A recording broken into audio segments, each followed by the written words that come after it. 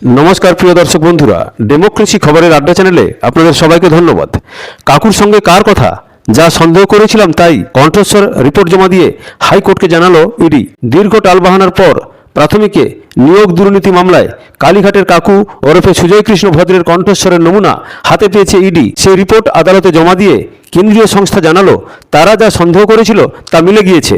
তবে কোন কথোপকথনের সঙ্গে কণ্ঠস্বরের নমুনা মিলিয়ে দেখা হয়েছে তা স্পষ্ট হয়নি। যদিও ওই কণ্ঠস্বর নিয়ে রিপোর্টে সন্তুষ্ট হতে পারেননি কলকাতা হাইকোর্টের বিচারপতি অমৃতা সিনহা। ইডির রিপোর্ট এত সংক্ষিপ্ত কেন, এই বলে তিনি অসন্তোষ প্রকাশ করেছেন। প্রাথমিকে নিয়োগ দুর্নীতি মামলার তদন্ত করছে ইডি। সেই মামলায় তদন্তের অগ্রগতির রিপোর্ট বুধবার আদালতে জমা দেওয়ার কথা ছিল। ওই তদন্তের সূত্রেই কাকুর কণ্ঠস্বরের নমুনা পরীক্ষা করার নির্দেশ দিয়েছিলেন বিচারপতি সিনহা। সম্প্রতি ইডি সেই রিপোর্ট হাতে পেয়েছে। বুধবার আদালতে তা জমা দেওয়া হয়েছে। রিপোর্ট দিয়ে ইডি জানায় তারা কাকুর কণ্ঠস্বর নিয়ে যে সন্দেহ করেছিল তা মিলে গিয়েছে। সেই সন্দেহের সপক্ষেই রিপোর্ট এসেছে। আদালতে ইডি যে রিপোর্ট জমা দিয়েছে তা 5 পাতার। তার মধ্যে 3 পাতা জুড়েই কাকুর কণ্ঠস্বরের তথ্য রয়েছে, বাকি 2 পাতায় ছিল এই মামলায় ইডির সার্বিক তদন্তের রিপোর্ট। এতেই বিচারপতি অসন্তোষ প্রকাশ করেন। ইডির তদন্তের রিপোর্ট এত সংক্ষিপ্ত কেন, এই প্রশ্ন তোলেন বিচারপতি অমৃতা সিনহা।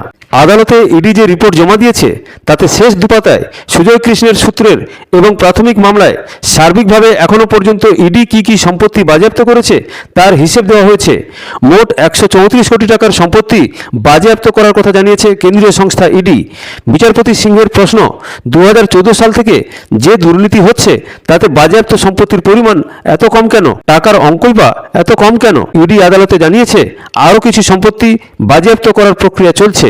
সংশ্লিষ্ট দপ্তরের কাছ থেকে তার জন্য অনুমতি চাওয়া হয়েছে। প্রতিদিনই তদন্ত এগুচ্ছে, কিন্তু ইডির এই বক্তব্যেও পুরোপুরি সন্তুষ্ট হতে পারেননি বিচারপতি অমৃতা সিনহা। ইডির হয়ে আদালতে এই মামলাটি লড়ছেন আইনজীবী ধীরাজ ত্রিবেদী।